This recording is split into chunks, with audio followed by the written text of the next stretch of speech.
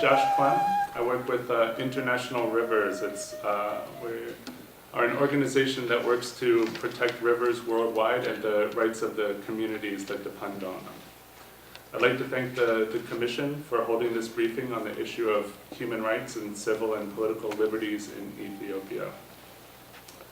Given that Ethiopia is one of the largest recipients of U.S. Development aid, as we just heard from Felix, this is an issue that I think deserves more scrutiny from Congress. This issue is particularly pressing at a time when the government of Ethiopia is pursuing risky dams and leasing vast tracts of land to investors.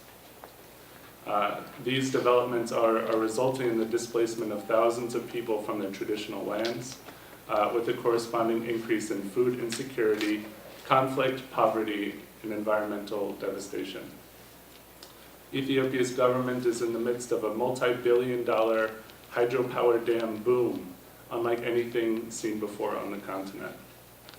One especially troubling project is the Gibe 3 hydroelectric dam, now under construction on Ethiopia's Omo River. This is one of the most environmentally and socially destructive projects being built in Africa today. The dam, combined with major commercial plantations under development downstream of the dam that Felix spoke of, will drastically reduce the flow of the Omo River. And so this will basically affect over 500,000 people in both Ethiopia and Kenya who rely on the flow of the river for their livelihoods and the preservation of their indigenous cultures. One of the areas most at risk from the Gibe 3 dam is Lake Turkana, which faces ecological collapse. Lake Turkana in Kenya is a World Heritage Site and home to some of the world's oldest agro-pastoral indigenous communities. Lake Turkana is fed almost entirely by the Omo River, yet the river's yearly flow is expected to drop 70% over the next 3 years while the reservoir of the dam is filled. And this will be compounded by large-scale irrigation schemes that will increasingly siphon the flow of the Omo to cultivate cotton, sugar, and other commodities, largely for export. Already, the Ethiopian government has allocated 1,700 square miles for water-intensive commercial agricultural developments in the Omo Valley. And these are in areas where pastoralists have been forcibly removed or cleared from the areas. That is not the end of the lake's troubles, however. A recent study published by the University of Oxford reveals that the lake level could drop over 70 feet compared to an average depth of 98 feet if all of the planned irrigation schemes are developed. Almost 100,000 people live on the immediate lakeshore of Lake Turkana, and an estimated 300,000 people are dependent in some way on the lake's resources for survival, through fishing, pasture, and for drinking water. These resources are already scarce, and their potential loss will cause a collapse of subsistence activities and increased conflict.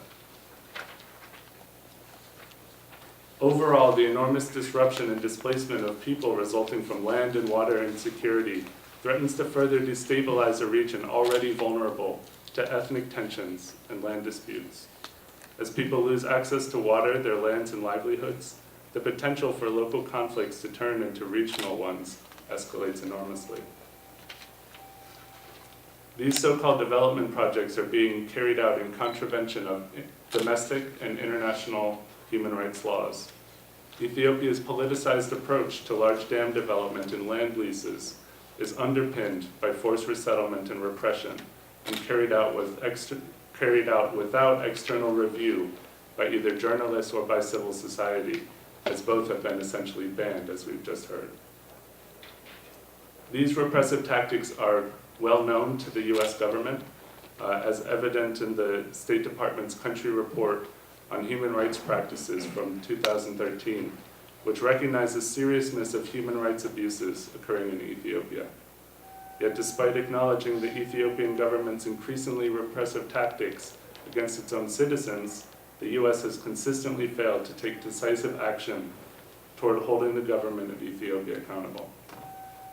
This failure provides a striking example of how development assistance without adequate human, social and political safeguards can enable government repression and the violation of human rights. We understand that the United States considers Ethiopia an important ally in an unstable region. We also recognize the moral arguments that compel donors to support the development goals of countries like Ethiopia.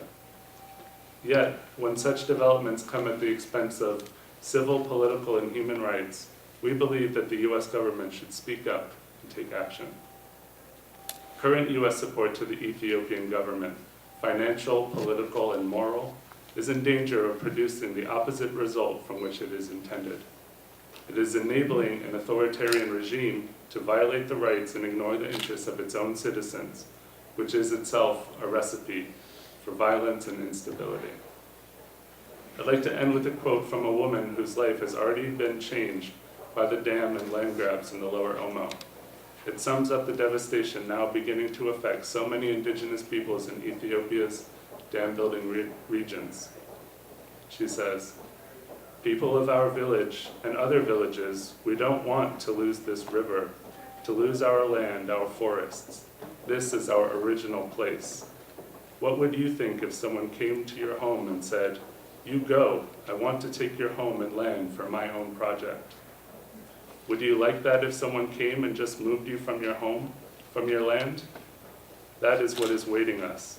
What we know is we just have to wait and see what is going to happen with this river. If the government comes, they should just kill us here, next to our river."